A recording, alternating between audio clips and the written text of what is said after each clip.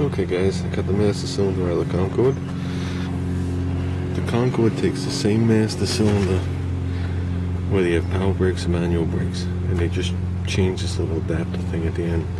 So if I had power brakes, which I have the whole setup for, I gotta put it in. This just slips in, you set your push rod adjustment, you're good to go. If you have manual brakes, you gotta just take off this little retainer and a little cup and a little ball and socket and transfer this over. This is my brake light switch. Gotta be the crappiest design ever. It relies on that minute little resistance pushback to activate that switch. That has to be this. As you can see how clean it is. I had to do at least 4 or 5 of these since I own the car.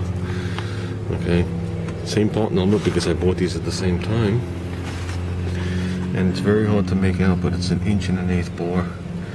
That one says 1 1/8" also. Same part number in front of it. Okay, I don't know if that's the date. I really don't know if that's the casting. So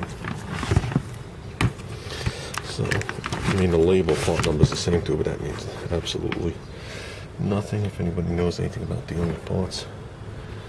So everything looks good inside. If you look down in there, I got a residual check valve. I could actually see it, as opposed to this being a bore straight in. You got to keep 10 or 12 pounds of pressure on your wheel cylinders in the back or they will collapse. And that's about it.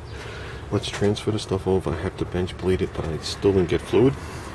I was out already this morning, forgot, and drove by the store.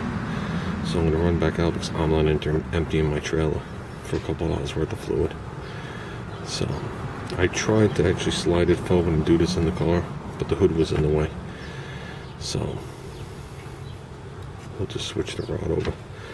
And when you take this nut off, there's a very good chance you could pinch the wiring harness and smoke it. Right, VW Rich? Okay, there's the setup. It's just a cup. Slips over here. And it's a very thin piece of tin that's shaped almost like a C and it has 2 tangs that rides in this groove. That is the only thing holding your push rod in when you're at rest and you don't have your foot on the brake. So when you're sitting there putzing with your pedal and trying to lift it and this pops off, next time you hit the brakes you might not have any, guys. So remember that. With that, this little dust booty thing slips over, and after I bench bleed it, I'm ready to put it back in the car. Okay, I never use these tubes. I'm using them for this. I usually I'll take the master cylinder, put it somewhere like my oil drain or whatever, and I'll cap the things off with my fingers and I'll bleed them off slowly. Trying to bleed the back one first because the back one drives the front one. Okay, so the rear brakes are driving the front brakes on this car. This allows you to push the air back and forth, but unfortunately the stroke isn't long enough and the air will get trapped in the middle. So as you pull back it gets sucked down. So basically what you have to do is, when you get the majority of it out, pump it ever so slightly, get the air up into the tube and just wait for it to go to the top and just push it out. Then what you do is you got to make sure I bleed it slightly down, then I'll tilt it up, then I'll tilt it this way to try and work the air bubbles to the actual exits, and you'll be surprised more air comes out. The better I do it now, the less I have to do in the car. That's the bottom line. So these things are bled out 100%. There is no air. Okay, I'm going to take these little blue nipply things, pull the hoses off, put them on there, and I can install it in the car without it going all over the place. Obviously with the cap on. The longer you leave the cap off, the more it's sucking moisture out of the air right now. Okay, the master's in. See, the way AMC does it is they use the 2 lower bolts to hold the master, and there's the upper bolts from the brake pedal assembly. I think the ones you were looking at, Darren, is the other way around. I think you use the upper bolts and you don't use the lower bolts to hold your master on, but you use all 4 for power brakes.